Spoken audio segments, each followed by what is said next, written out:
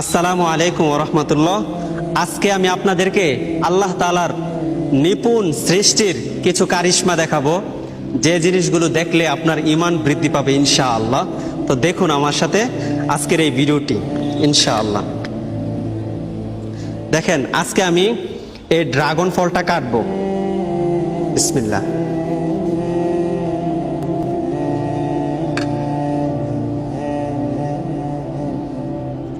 দেখেন মাশাআল্লাহ, এই ড্রাগন ফলের ভিতরটা এত সুন্দর।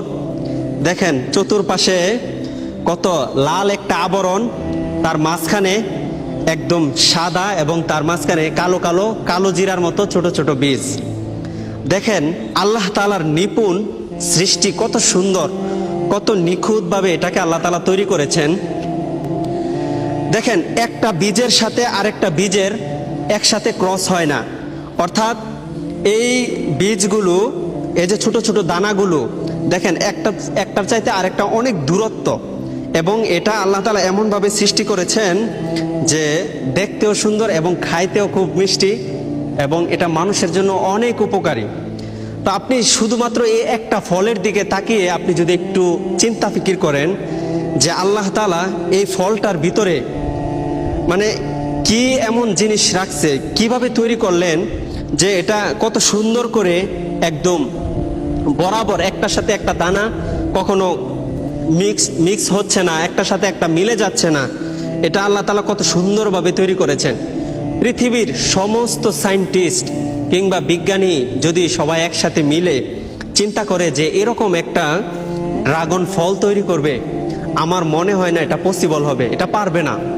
কেননা আল্লাহ তাআলার সৃষ্টি তিনি এত নিখুঁতভাবে তৈরি করেন যা দুনিয়ার কোনো মানুষ এটা পারবে না। কেননা দেখেন এটার মধ্যে যে পরিমাণ পুষ্টি অথবা যে পরিমাণ ভিটামিন আছে, এই জিনিসগুলো মানুষ হয়তো কৃত্রিমভাবে বানাতে পারবে, যারা সায়েন্টিস্ট বিজ্ঞানী আছে তারা কিন্তু চাইলে বানাতে পারবে, বাট এটার মতো বানাতে পারবে না। ওইটা বানাইলে তারা যেটা বানাবে এটা হয়তো স্বাস্থ্যসম্মত হবে না, অথবা এটার মধ্যে যে পুষ্টিগুণ, যে ভালো ভালো জিনিসগুলো, হ্যাঁ আমরা খাইলে আমাদের জন্য উপকারে আসবে, মানুষ যদি বানায় এটা হয়তো কৃত্রিমভাবে বানাতে পারবে, কিন্তু এটার মধ্যে কোনো মানুষের উপকারিতা আসবে না, বরং আরো ক্ষতি হবে।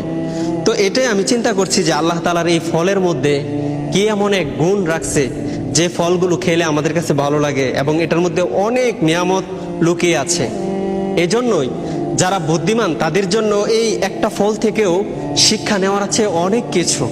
আল্লাহ তাআলা পবিত্র কোরআনে একটি আয়াতের মধ্যে বলেছেন, ইয়া আইয়ুহান নাস দুরিবা মাসালুন ফাসতামিউ লা, যে হে দুনিয়ার মানুষ, আমি তোমাদের জন্য একটা এক্সাম্পল দিচ্ছি, তোমরা মনোযোগ সহকারে শোনো।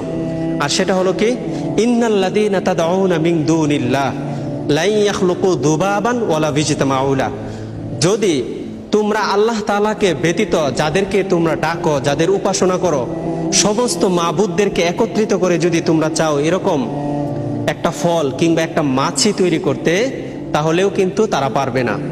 যাউফাত তালিব ওয়াল মাতলুব, আমরা আল্লাহ তাআলাকে ছাড়া যাদেরকে ডাকি এবং যাদের কাছে চাই তারা আমরা কতটাই না দুর্বল। আমরা যাদের কাছে চাই তারাও দুর্বল, আর যাদের কাছে চাই তারাও অনেক দুর্বল। তো এটা থেকে শিক্ষা নেওয়ার আছে অনেক কিছু।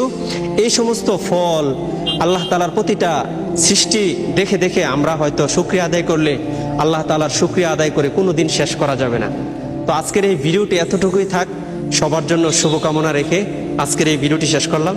আসসালামু আলাইকুম।